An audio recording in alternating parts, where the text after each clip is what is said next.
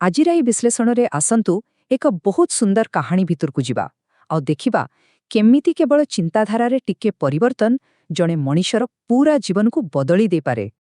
କିନ୍ତୁ ପ୍ରଶ୍ନ ହେଉଛି, କ'ଣ ସତରେ ଗୋଟିଏ ବାକ୍ୟ ଭିତରେ ଏତେ ଶକ୍ତି ଥାଏ ଯେ ତାହା କାହାର ଜୀବନକୁ ସମ୍ପୂର୍ଣ୍ଣ ଓଲଟାପାଲଟା କରିଦେବ?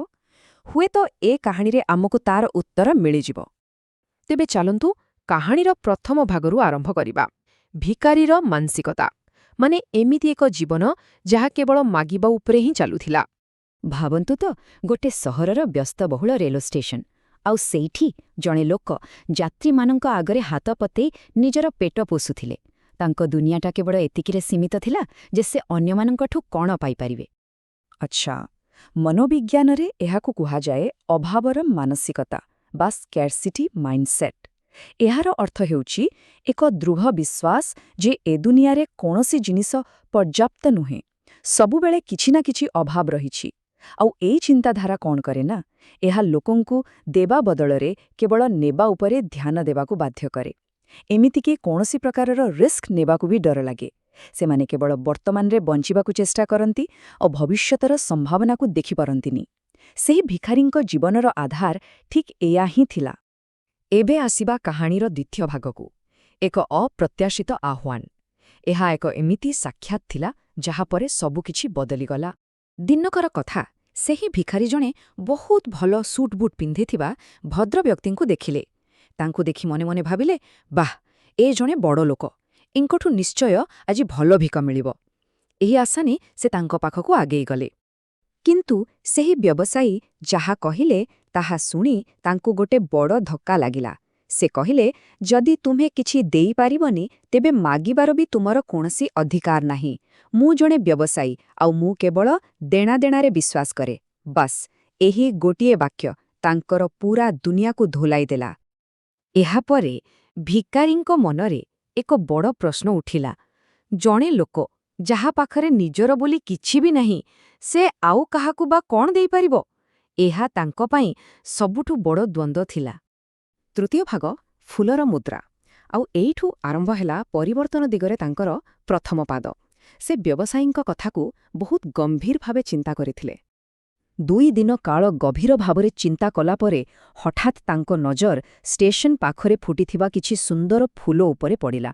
ଆଉ ତାକୁ ଦେଖୁ ଦେଖୁ ତାଙ୍କ ମୁଣ୍ଡକୁ ଏକ ଜବରଦସ୍ତ ଆଇଡିଆ ଆସିଲା। ସେ ଏକ ବହୁତ ସରଳ କିନ୍ତୁ ଚମତ୍କାର ଉପାୟ ଆରମ୍ଭ କଲେ।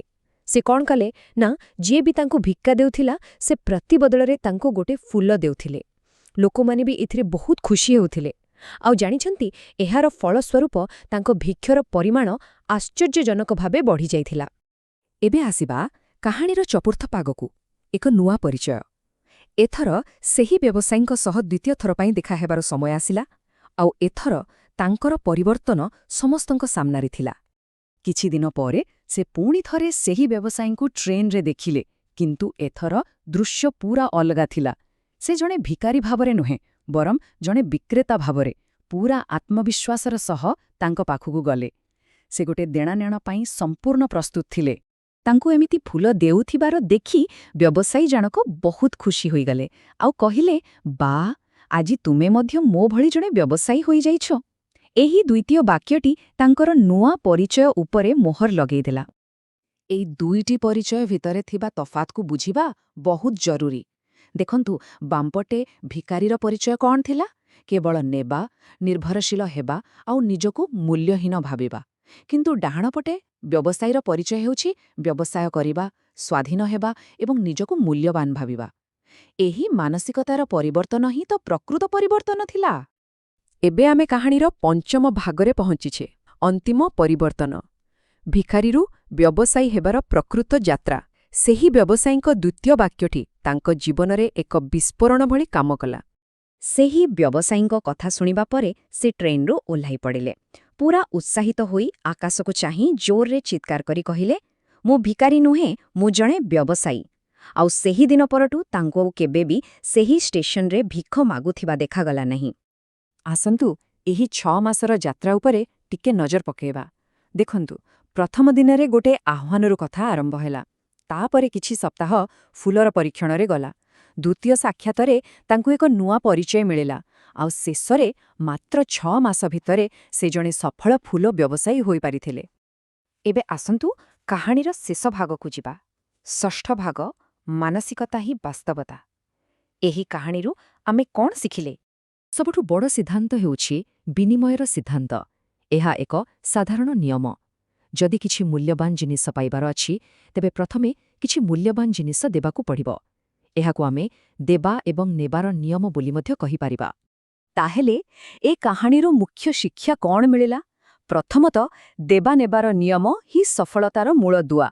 ଦ୍ୱିତୀୟରେ, ଆମେ ନିଜକୁ ଯେମିତି ଦେଖୁ ଆମ ବାସ୍ତବତା ବି ଠିକ୍ ସେମିତି ହୋଇଯାଏ। ତୃତୀୟରେ, ଏ କଥା ବୁଝିବାକୁ ହେବ ଯେ ଲୋକମାନେ ତାଙ୍କୁ ଭିକ୍ଷା ଦେଉନଥିଲେ, ବରଂ ତାଙ୍କ ଫୁଲ ପାଇଁ ତାର ମୂଲ୍ୟ ଦେଉଥିଲେ। ଆଉ ସବୁଠୁ ଗୁରୁତ୍ୱପୂର୍ଣ୍ଣ କଥା ହେଲା, ସଫଳତା ବାହାରେ କେଉଁଠି ନାହିଁ, ତାହା ନିଜର ଚିନ୍ତାଧାରା ଭିତରେ ହିଁ ଲୁଚି ରହିଥାଏ। ଶେଷରେ ସେହି ବ୍ୟକ୍ତି ଜଣକ ନିଜେ ଏହି କଥା ବୁଝିପାରିଲେ।